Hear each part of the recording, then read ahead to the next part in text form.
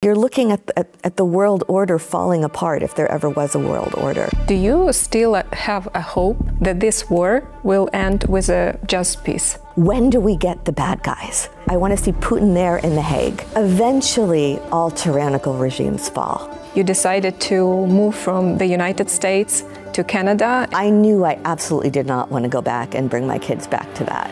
Everyone has had plenty of time to understand exactly who that man is and what he stands for. Russia is trying to push a narrative that Ukraine is not a subject. I think the whole world in some ways is held hostage until that regime is completely over.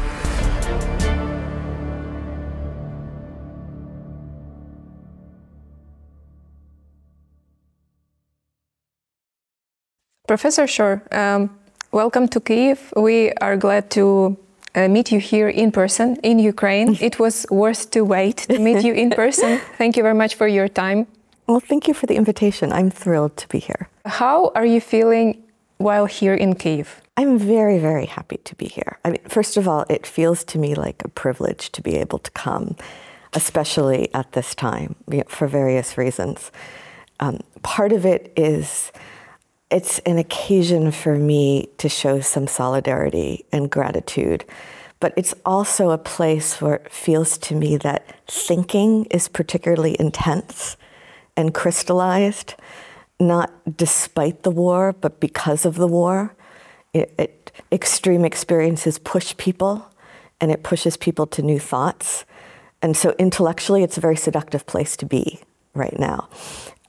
It's also the case that this is my fourth trip here since the full-scale invasion, or my second trip to Kyiv, my fourth trip to Ukraine. And of course, if you're coming from somewhere else, everybody says, please don't go. Why do you have to go? And I'm a very anxious person, so I feel very nervous about this. And I think, should I go? Should I not go? And my children are worried. I feel guilty. And it's always such a relief when I actually get here.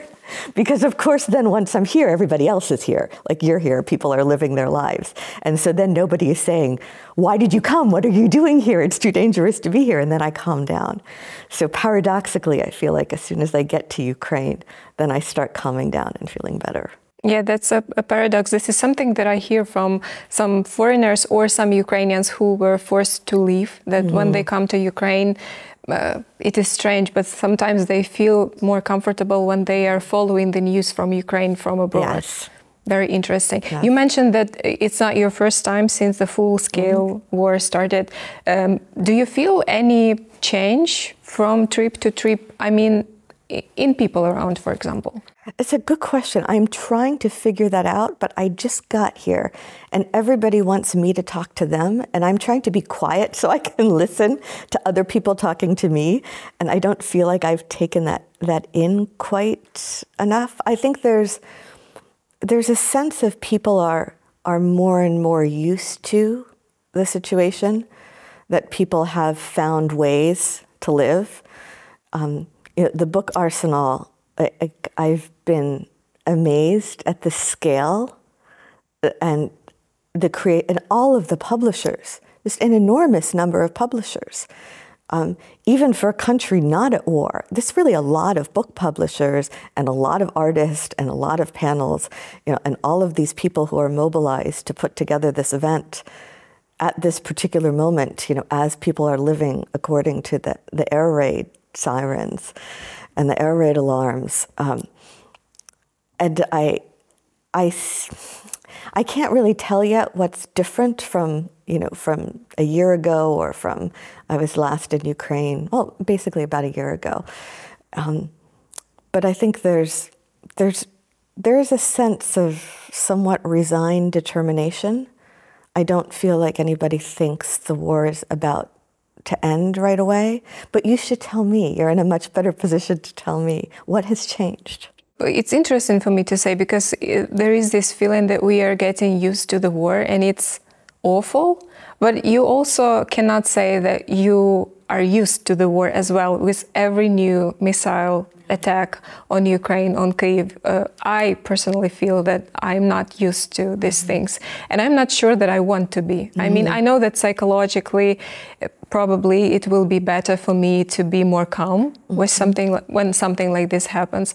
But also, I mean, I want to keep this instinct that that I feel fear, and this is something that makes me go to for example, to the shelter when a red alert is on. You mentioned that you came here for a book fair, and I think that I need to use this opportunity to ask you if you have noticed that this kind of a general excitement around books and buying books as well, because this is something that I noticed during the last few years, like during the full-scale invasion, the interest towards books and publishing process in general, it increased like many times. Is this natural? I mean, why do you think it happens? I can't say whether it's natural, but of course this is part of what is so seductive. You know, of course, if you're a writer, you love when people love books. That's overdetermined. Like, it makes me very happy to see people interested in books. I love watching people selling the books, displaying the books. I love watching authors talking about their books. I love listening to writers talk about the books that are in progress. I mean, to me, this is a sign of life, and it's a sign of thinking. You know, it's a sign of not just existing, but of thinking and constantly pushing thinking. And that's one of the things about Ukraine that kind of continues to draw me, because there's a sense that people aren't just surviving, but they're pushing their thoughts forward. They're pushing the possibilities of expressing what is in some ways inexpressible. You know, and from the point of view of writing, from the point of view of translation, from the point of view of communication, that push to, can you express the inexpressible? Can you find language that is fresh, that is not jaded, that is not stale, to capture extreme experience, to capture the experience of fear, to capture the experience of mourning? That's incredibly compelling. I mean, in a sense, that's the essence of what I've been interested in my whole life. I mean, Hannah Arendt I'm going to talk about Hannah Arendt with Volodya Yermolenko tomorrow, I think. And she's one of the thinkers I've been closest to in the sense that she died before I was born, but intellectually closest to since I was a young student. You know, and for her, the fundamental imperative is to think. Thinking is active. You know, what it means to be, a subject and not an object, what it means to be a responsible agent is you think, and you keep thinking, and you keep pushing that. And so when I see all these books, and when I see people talking about books, to me that's in some ways the sign of like the essence of life, what makes us not only exist, but something more than that. You once said in the interview that Ukraine is now the front line for the whole world. And you also mentioned that as a historian, it is important for you to come to Ukraine during the full-scale war. In particular, it is important to be here. Do you still have this feeling? I do. And I always feel guilt coming here because I know it's very stressful for my children. And it's hard for me to leave them. And I think, can I justify taking the risk? And I also feel like this is the most important place to be, and I need to listen to people, in real life and not only on the computer and not only on text messages. I want to look people in the eye and see what they're experiencing. I mean, it's also a moment when, not only is Ukraine going through this extreme experience and extreme suffering, but the rest of the world is kind of crashing down, and I'm looking at my own country in free fall. In German, I would say the Untergang. This kind of, America is going under, and that is wrenching and heartbreaking, and a catastrophe for the whole world. I'm looking at Europe not able to do, in some sense, what the EU was designed to do, to prevent this kind of war from ever happening again. I'm looking at the UN just pathetically impotent. And the United Nations, which is also completely unable to enforce any kind of human rights anywhere at all. I mean, so you're looking at the world order falling apart, if there ever was a world order. You're looking at violence and tragedy. You're looking at precisely those institutions or places that were supposed to be arsenals of democracy or security guarantees crumbling, and maybe they never were what they were supposed to be, and so Ukraine, and not only is Ukraine in this particular situation, but we need something new. The world clearly needs something new. Alexander Matvichuk was speaking on this panel yesterday about how the world order, the rules-based world order, it doesn't work. We had seen that it is pathetically impotent and emasculated. We need something new. We need a total reform of the international system. Considering all of that, do you still have a hope, and should we have a hope, that this war will end with a just peace? I am desperately hopeful, but that is not necessarily a rational analysis. That is a leap of faith, because without hope, why would we get up in the morning? And I brought children into the world, so I need to be hopeful. In some ways, I feel like there can never be a just peace, because the wrongs that have been done can never be made okay. The people who have been killed cannot be brought back. The people who have lost parts of their body, their lives can never be fully healed. The people who were tortured in captivity, there is no way to ever make that okay. I hope desperately, and I was just talking to the people last night from the Reckoning Project, and I'm like, when do we get the bad guys? I want to see Putin there in The Hague. It's nice that the International Criminal Court issued that arrest warrant, but it's not going to be satisfying until he is actually there. And even let's fantasize and say that, Russia's completely defeated. There's Ukrainian victory. There is real peace. The war criminals are actually put on trial. Even in that case, can it ever really be just? Because you cannot undo the wrongs that have already been done. You can't give people back what they have lost. But I do think there is a chance that within those constraints, that there will be some kind of accounting, with the perpetrators. Eventually, all tyrannical regimes fall. That's what I kind of keep reminding myself. No tyrannical regime lasts forever. I don't see any possibility of any kind of, unjust peace in the sense of a negotiation with Putin. I don't think we're in a negotiation situation. Not just because Trump is not a reliable actor and is a moral nihilist and doesn't care about other people's lives.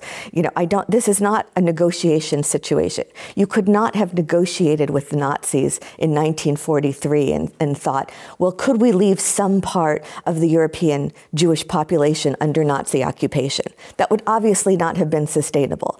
This is a situation of terrorism. It's not about borders.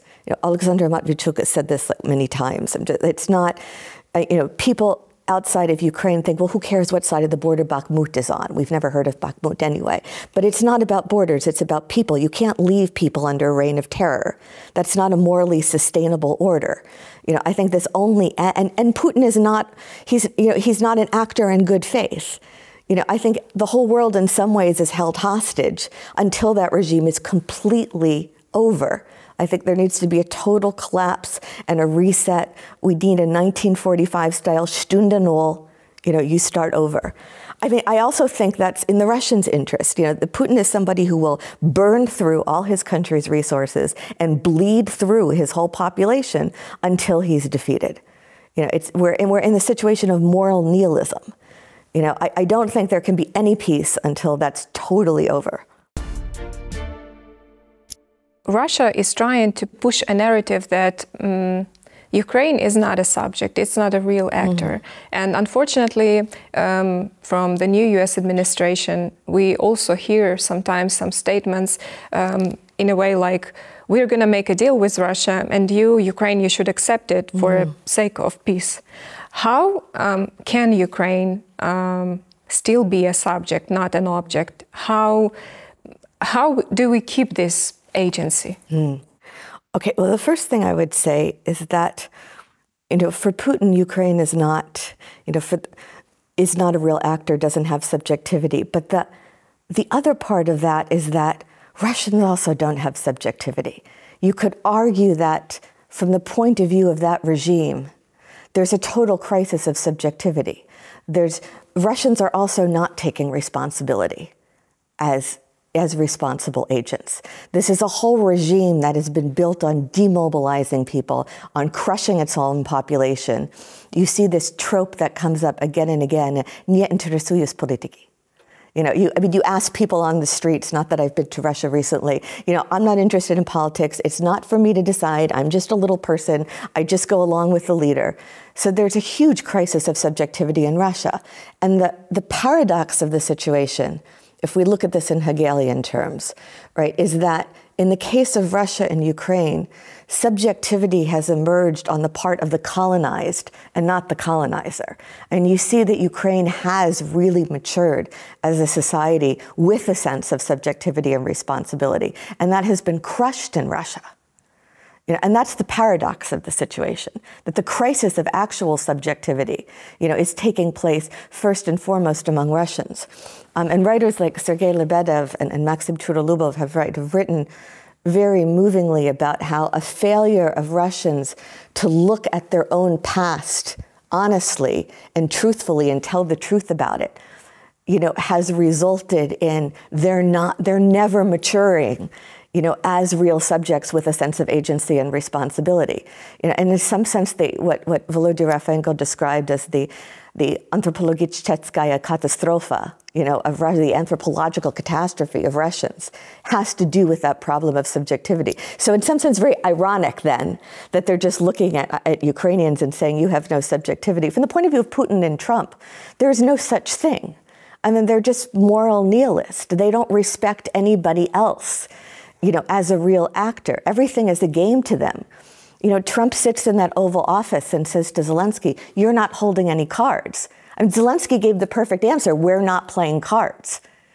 For Trump, there's no other interaction with a human being that is not purely transactional. It's like the obnaženie продажnosti, right? Like that's it. There's no real looking at a subject as a human being with dignity as opposed to just some kind of casino-like deal-making relationship. And he doesn't even pretend otherwise. There's a kind of obnaženie of that. Like that's, when Zelensky says we're not playing cards, that was the right answer because it's not a game. I mean, that's the distinction. Like he understands, that he is responsible for the lives of millions of people, and you might do the right thing or you might make a mistake, but he has a sense that that's real. And Trump doesn't. Trump doesn't have a sense that anybody else's life is real. So the challenge is probably to explain Trump that it is real. That I am unfortunately very skeptical about. I think we're dealing with somebody who is, I don't think there's any kind of actual conscience there, or I don't think he has I don't think there's a real person there that you could possibly communicate with. I think you really are dealing with a psychopath, with a pathological narcissist, with someone who is just incapable of really seeing anybody else's life as real. I mean, one of the things that I was thinking about that Oval Office meeting, which I had a very extreme reaction to, was that Trump is a moral nihilist. I don't think there's any point in trying to communicate with him, in trying to convince him of anything. My message to Europeans was like, this is it. It's the end of the affair. Don't even try. This regime cannot be trusted. You can't find a way to make him like you. You can't find a common dialogue. You're just dealing with someone for whom other people's lives mean nothing. That is not going to change. It's not going to change. But there were people in that room like Marco Rubio, or like Lindsey Graham, who after this meeting said, well, President Trump just gave us a masterclass in putting America first. And I tweeted back at him, I kind of rage tweeted back at him. I said, no, President Trump just gave us a masterclass in moral nihilism. And Lindsey Graham just gave us a masterclass in selling your soul to the devil. I mean, like Lindsey Graham and Marco Rubio, they are people who who did know that what they were doing was wrong. You know, they are people who are capable of seeing that other people's lives have meaning, and they have chosen to sell themselves out. You know, and that to me is a somewhat different category. I was thinking I should put together a seminar on fictional and non-fictional versions of Faust, you know, and we should focus on those moments and under what historical conditions do people sell their soul to the devil. By the way, Senator Graham was in Kiev during these days. As you are in Kiev, he was in Kiev, and he met with President Zelensky as well. Well, see, this is like he knows, like he's capable of understanding. But he then goes back to Washington and he's somehow mesmerized by this cult of power that Trump has. You know, and that's, I think, a different category from Trump. Like, he is someone who has been in the past capable of having real relationships with people. You know, and so then the question is, how do you understand all of these different actors who are contributing to evil coming from different places? It would really be interesting to talk to Senator Graham. I hope that we once have this chance to talk from the point of Ukrainians. Professor Shore, I'm not sure that most of our audience know that there was a very big change in your life this year. You decided to move from the United States to Canada, and you are leaving Yale University, where you've been teaching for a very long time, and you will be teaching in the University of Toronto.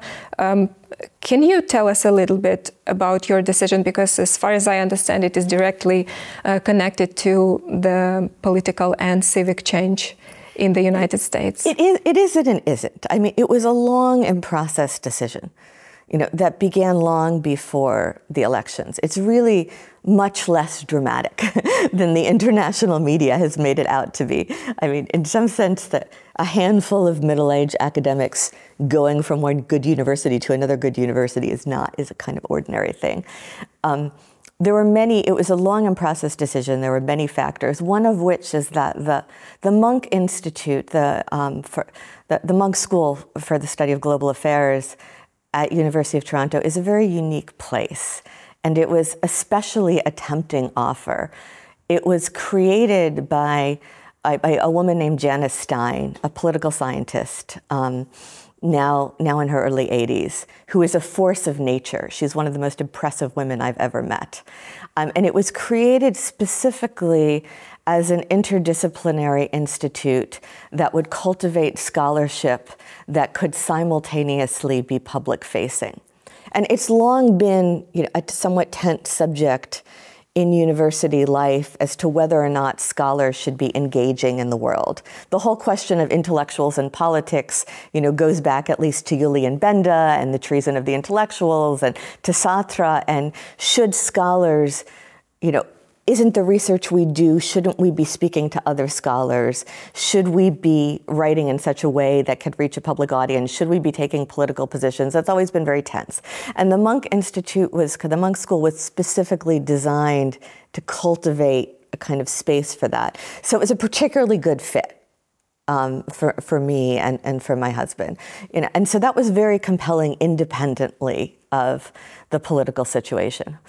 Both you and your husband, Professor Timothy Snyder, who is well known in Ukraine as well, you are both very critical of Donald Trump. And it's interesting, did you feel that you may be somehow threatened, if not now, then in future, because of what you say or what you write about him and his administration? I did, I would say. I'm a very cowardly, anxious, neurotic person. After the elections, in November. So we had gone to Toronto to try out the situation on sabbatical from Yale. So we weren't teaching for anyone this year. And we were just renting a house from colleagues who were abroad. And you know, our focus was largely on the American elections before they happened. And after Trump won, after I kind of shook myself out of this, you know, despairing paralysis, I knew I absolutely did not want to go back and bring my kids back to that. And I thought there was a good chance we could be targeted and our students could be targeted. And one of my big anxieties would be that we wouldn't be able to protect our students. We have a lot of foreign students. Tim is different. He is not a neurotic, anxious person. He's not cowardly. There have been a lot of accusations in the press that we're cowardly. I said they should all go to me. I am the coward in our family. I'm the neurotic Jew. I'm the one who absorbed that the lesson of 1933 is that you get out sooner rather than later. That was I definitely did not want to go back, then for overdetermined reasons. If Tim had been alone without a family, he would have gone back, even though he knew and knows he's at risk, precisely to fight for American democracy from the States. And so I feel a little guilty about that. I mean, he agreed to take the offers at the Munk School and stay in Toronto for us. And I think he also didn't want to put our children through, his being an object of attack. It's one thing to be brave for yourself, as you know, because everyone is in this situation in Ukraine. The decisions you might make for yourself if you were alone are different from the decisions you would make if you're taking care of elderly parents or if you're responsible for children. As you mentioned, that there are some critics in the media as well of your decision. I read such an article in The Atlantic, I think a month ago or something, and the main message was that, that you are living at the time when there is this fight for America. It is just starting, and for its values, I mean, of course. And that intellectuals like you or like Professor Snyder are people who are very much needed in this situation. And this article, it has a title, Be a Patriot. Would you respond to that? My response to that was definitely I should take all the blame. I'm the one who was not enough of a patriot. Tim would have gone back, and that's what I felt very guilty about. I should say the author, George Packer, didn't speak to any of us. He didn't talk to me, he didn't talk to Tim, he didn't talk to Jason. So he was also making assumptions, based on quite incomplete information. And he was also assuming that we had suddenly decided from one day to the next, that wasn't true. We had been planning to come to Toronto quite long before the elections, and very likely would have stayed anyway. But I do feel guilty, for having left. I mean, I do feel guilty for not being more brave. I also feel, I think, I've always been a kind of bezrodny cosmopolite. I was never committed to living in the States. Now, before Trump happened, I never would have felt any guilt about leaving the States because I wasn't particularly needed there. I've lived in lots of different places. I was trained as a historian of Eastern Europe. My intellectual life has always been focused not on America, but on Eastern Europe. I've spent maybe a third of my adult life in Europe, in different places.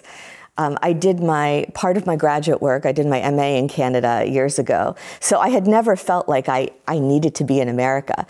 It's only the coincidence of circumstances that now America is in such a dire situation that I feel more responsible. I do feel especially responsible to engage in America now that I'm not there because I'm in a safer place. I feel like I all the more so need to speak out on behalf of my colleagues and students who are in the States, that I have to use that space and use that relative security. And so and in some ways, paradoxically, I'm more engaged in American politics now because I'm not there. And so now I feel like I need to do these interviews or I need to accept these invitations because I can speak freely, or I will speak freely. In your recent article, you said that, unfortunately, you may use this word fascism not only towards Russia now, but also towards your native country, the United States. And in general, as I mentioned, you and Professor Snyder both are very critical towards Trump. But the interesting thing is that Donald Trump became a president by winning the election twice. Do you have, I don't know, some kind of a general conclusion of how it became possible? He's an elected president. Yes. No, this is one of the heartbreaking things. I mean, the Nazis also came to power on the basis of democratic elections. In the Habsburg Empire, it was, precisely as the right to vote expanded that the liberals were voted out of power. I think part of our collective mistake after the fall of communism in the 1990s was to assume that democracy, liberalism, and free market neoliberalism were part of some kind of harmonious package and naturally went together. Democracy means the people choose. Liberalism is a political philosophy coming out of Enlightenment rationalism based on certain kinds of rights for the individual, vis-a-vis the powers that be. Those two, people can democratically vote against liberalism. In that sense, there's not necessarily a contradiction. So it doesn't seem to me like that strange in some sense, that you can have a fascist or fascist-style regime coming to power on the basis of elections. What it does feel is just heartbreaking. It's just, there was a sense of, after, I had this sense in 2016, but more so in 2024. I felt like in 2016, Americans didn't really understand yet what was happening. They didn't, this whole idea of post-truth, that somebody was running for president who had no connection to empirical reality, who lied all the time, who made things up, who was a racist and a misogynist and was vulgar. And I felt like it was kind of a joke to people. They didn't quite understand the seriousness of it. Now, 8 years later, I felt like, everyone has had plenty of time to understand exactly who that man is and what he stands for. It is not hidden. He stands up every day and tells you who he is and what he stands for. There's no excuse. And Americans chose this. America is a country a lot like Poland or Israel in the sense that it's more or less divided right down the middle. And so these elections are always decided by a very, very narrow margin that could kind of swing either way. In that sense, it's not that the country changed so much, because it's a relatively a small number of people who are the swing votes. But the heartbreak of it, just the sense of that, this is my country, and people chose this. People wanted this. And that's crushing. And it's hard to forgive. It was. And I know I should be more understanding to my fellow Americans who I understand too little, because like many people, I live in my own bubble. But it's hard for me to forgive them.